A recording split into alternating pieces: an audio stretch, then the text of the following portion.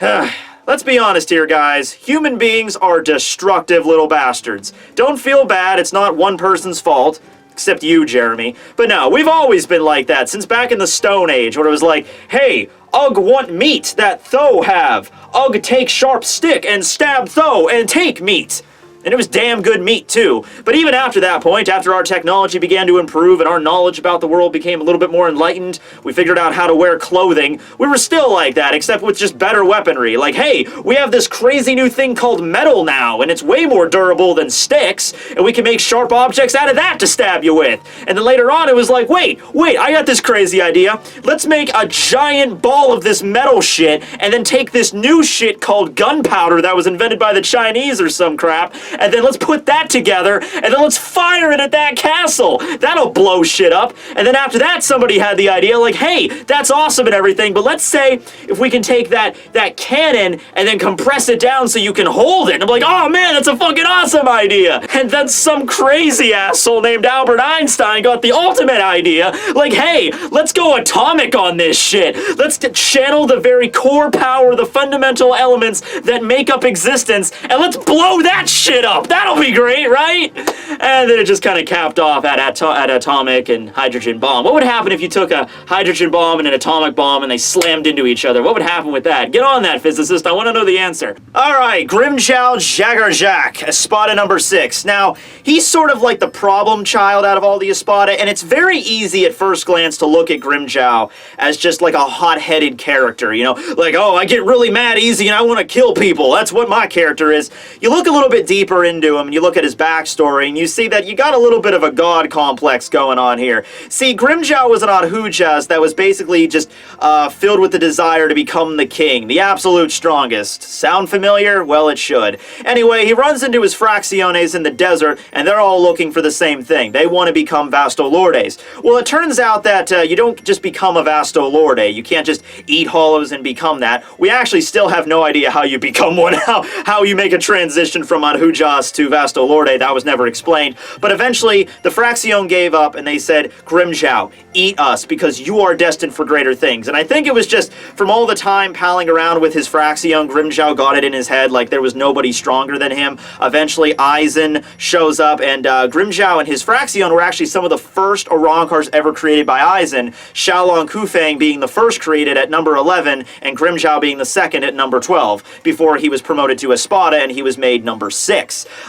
So yeah, though, that follows him through it, though. He has this sort of like inferiority complex, very also similar to Noitora, how he doesn't like to lose, and when he loses it, he takes it very badly. We get to see that whenever he loses arm to Tozen, you know? He still fights against Ichigo, and he still gets the shit beat out of him by Shinji and everything, but there's just like a drive, a motivation that's kind of lost whenever he got his arm ripped off, you know? And when he gets it back, it's this incredible scene, probably my favorite scene with Grimmjow, where he like bitch Saros Loopy into oblivion, and then he shouts to the heavens with this demonic look in his eyes like, the 6th Espada is Grimmjow again! But that's not, doesn't mean like he's without his foibles. He's the only Espada that directly disobeyed Aizen's orders.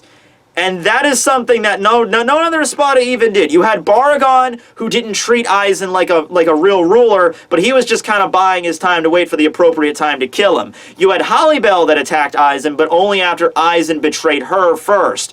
All the other Espada, even Noitora, with his boisterous claim of I am the absolute strongest, never fucked with Aizen because they understood how strong he was. However, Grimmjow, whenever Ichigo and his friends invade Huecamundo, he gets right off his freaking seat in the middle of a meeting and he's like, I'll go take care of him. And Aizen's just like, sit back down, Grimmjow, the meeting's not over yet. He's like, well, screw that, I'll go take care of him for it. Grimmjow, sit the fuck back down.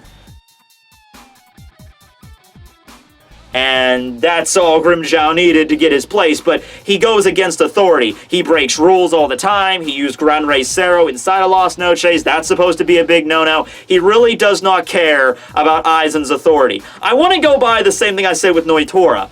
Even if Grimmjow managed to defeat Ichigo, what would that prove? That would prove shit. To be like, okay, I defeated Ichigo. Now, there's still 5 other Espada that are stronger than me, and then Gin, and then Tozen, who, by the way, incinerated my arm, and then Aizen.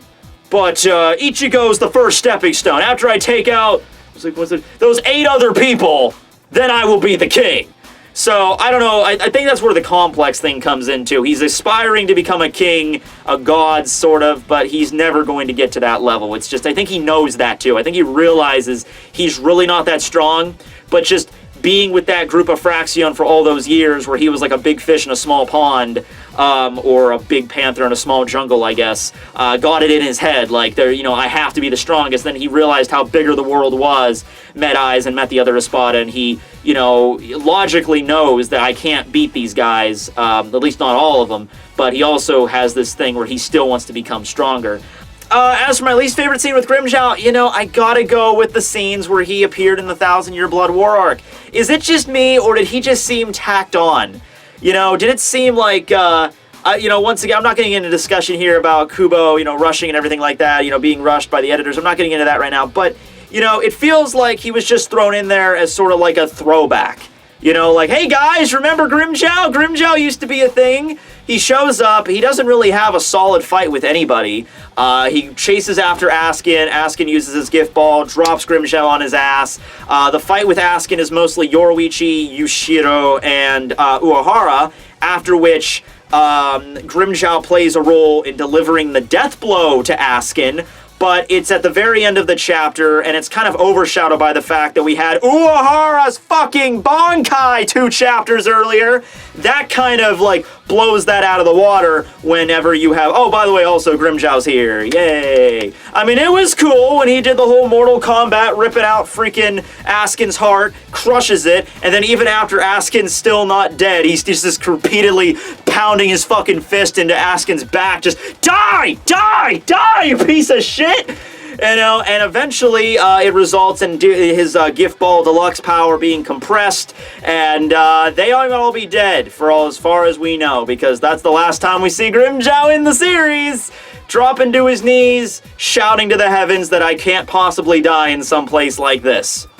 Yeah, sorry Grimmjow, you very well might have died in a place like this. So, yeah, I made a video about that if you want to go watch my theory on, if Uehara and all the other gang is dead. But yeah, obviously one of the most popular Espada, one of the most prominently featured in the series, probably the most prominently featured, right next to Ukiura there. His Resurrection itself, not really much for me to talk about here. If he was going to be one of the Espada to get a Segunda Etapa, I think he would have been number 2 right after Ukiura had his. I would say that, Grimmjow's would be pretty kick-ass to see. The coolest ability that his... Resurrection can do, and it's not Desgaron. Everyone, Desgaron is kind of cool, but it seems like kind of an ineffectual attack. It basically just elongates your claws, and just attacks directly. What I like that he used were those fucking axe blade shoulder things. This is an elbow, Matt. This is your shoulder. Elbow things. He shoots out these darts from his elbows that just, are miniature, pieces of dynamite. They just blow up whatever they come in contact with. And then you got that scene where he nailed Ichigo with 5 of those, and he's like, yeah, let me show you something. And he pops the one out, shoots it, blows up a pillar. You just took 5 of those fucking things, so... I can't believe you're even still standing in one piece. So that was pretty kick-ass. Ichigo's fight with him. You had Orihime in the background, and you had that awesome, awesome scene where Orihime's like, don't die, Ichigo! And Grimmjow's charging right for him, and Ichigo just not even looking, just BAM! Sorry, I can't die here. And just slices him down right there. That was pretty damn kick-ass. But yeah, leave your comments below what you think about the Jaguar. Not that Jaguar. That's a shitty Jaguar. This Jaguar! Or a panther? Leopard? Giant jungle pussy! Vote below on your favorite moment from the giant jungle pussy. I'm out.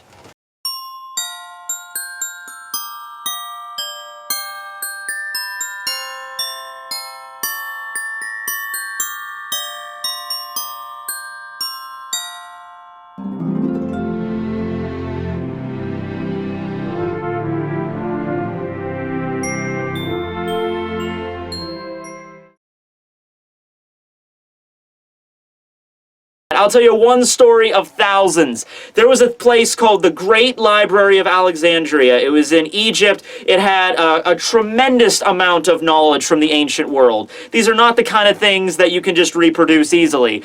And the Romans burned it down.